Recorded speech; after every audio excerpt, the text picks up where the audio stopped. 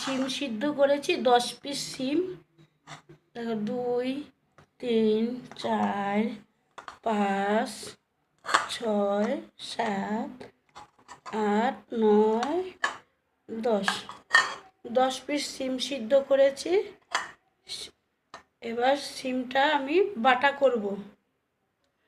দেখো সিমের জলটা আমি ফেলে দিচ্ছি, সিমটা সিদ্ধ করে আমি জলটা ফেলে দিচ্ছি, ঠান্ডা করে নিতে হচ্ছে। সবগুলো সিম আমি এরকম জল ফেলে দেবো।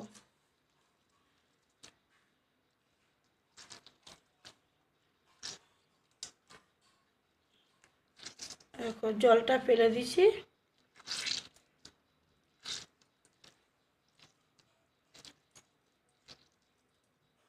সিমটা সিদ্ধ হলে ঠান্ডা করে নিতে হয়।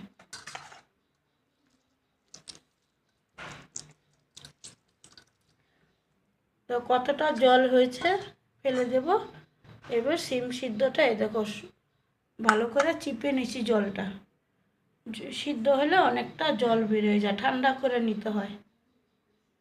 সিম বাটার সাথে ধনে পাতা নিয়েছি, আর এখানে 4টে কাঁচা লঙ্কা, 3টে কাঁচা লঙ্কা নিয়েছি, আর 4-5 কোয়া রসুন নিয়েছি। দেখো ভালো করে এবার আমি এগুলো বেটে নেব। শীতকালে গরম গরম যা ভালো লাগে না, আপনারাও বানাবেন, এরকম গরম ভাতে খাবেন। আমি এখন এটা বাটবো। কাঁচা লঙ্কা, ধনে পাতা, রসুন একসঙ্গে বেটে নিয়েছি। এবার আমি সিমগুলো নিচ্ছি। দেখো সিমগুলো এখন বেটে নেব, আর তার সাথে লবণ দিয়ে দিলাম পরিমাণ মতন। এবার আমি বাটবো একসঙ্গে। সিম বাটাটা আমার হয়ে গেছে।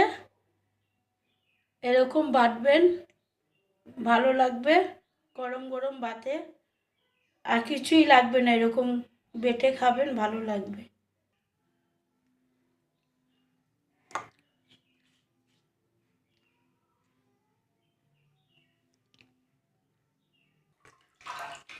আজকে সিম বাটা দেখো বন্ধু, সবাই সিম বাটা দিয়ে খাচ্ছি গরম গরম ভাতে, খুব ভালো লাগে খেতে, দারুণ স্বাদ। এরকম বানাবে, রুজি তো মাছ মাংস হয়, একদিন নাইলে নাই হলো পাতা বাটা। এই দেখো পেঁয়াজের ডাল,